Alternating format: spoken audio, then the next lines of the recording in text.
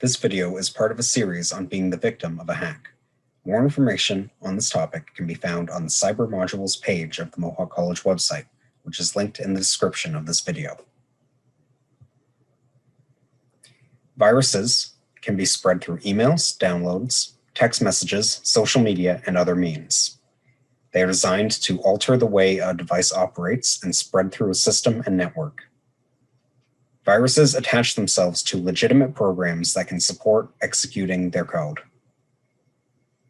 Keylogging, rootkits, and network botting are all among the possible results of a virus.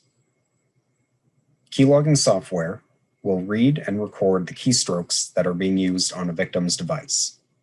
This allows a cybercriminal to gain knowledge such as login information and password information. Keyloggers are largely used for identity theft. Phishing consists of contacting groups of people through email. Emails are often from fraudulent or spoofed users. Links or attachments are included in the email to get victims to either access a site and provide personal information or to install malware on their device. These often rely on urgency, excitement, or fear. For more information, please see our module on phishing. A system's registry or browser configuration files can fall victim to a hack. Attempting to browse certain websites or folders will instead redirect the victim's system to another website or run specific files that the malware has specified, essentially hijacking the system's browser. Zombie computing is a network of computers that have already been compromised. Victims may open a link that will open a portal between their computer and a hacker's own, giving them remote access to the device and network. This is frequently used for distributed denial of service attacks. Rather than attempting to gain access to information, these attacks are used to disrupt traffic to a server. A network of computers made up of bots repeatedly send requests to the target's IP address to overwhelm the server, which may slow or even crash the server. These attacks may happen between corporate competitors. Intentionally slowing a service on an important day, such as the launch of a new product or game, can often be an attempt to get the users to leave an attacked platform and move to competitors. Ransomware is an attack that uses encryption to lock a victim out of their files and devices.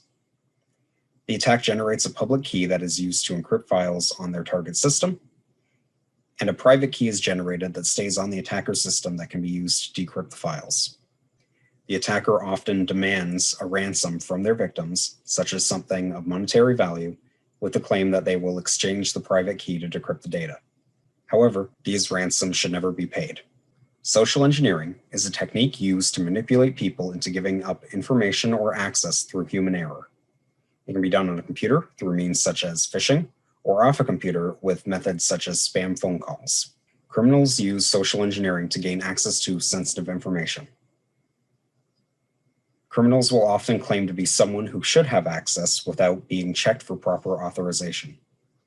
Social media websites are often filled with alleged games or quizzes that will not allow a user to play until they have given them access to personal information. Hackers can set up fake Wi-Fi networks to get victims to connect to their own networks instead of legitimate ones. The hacker can then gain access to the system that has connected and install other kinds of malware onto the connected device. The victim system can even further be used to spread malware onto other networks and systems as a backdoor. A Wi-Fi pineapple is used to deauthorize a victim from their current public network and then connect to the attacker's network. A victim may not even realize that their network connection changed. It is important to protect yourself when using a public network. Ensure networks are secure with a lock or consider getting a VPN. In the digital age, hacking has gone beyond personal computers and now affects smartphones as well. A phone hack could grant access to voicemails, calls, and the microphone and camera of the phone. Think about the following. Do you use long or short passwords? Does your password mix uppercase and lowercase letters? Does it contain symbols? And do you use the same password on multiple accounts? Hackers go after passwords because it's the easiest way to gain access to any account, and many individuals use the same password across multiple accounts. A brute force attack involves attempting every possible character combination to guess a password. It's a slow but popular method of attack. Given enough time and resources, a brute force attack will eventually figure out every password. A dictionary attack uses a tool that checks every word in a dictionary to see if there is a match. If the password is a word found in the dictionary, it can be cracked. Dictionary files exist for many languages, not only English.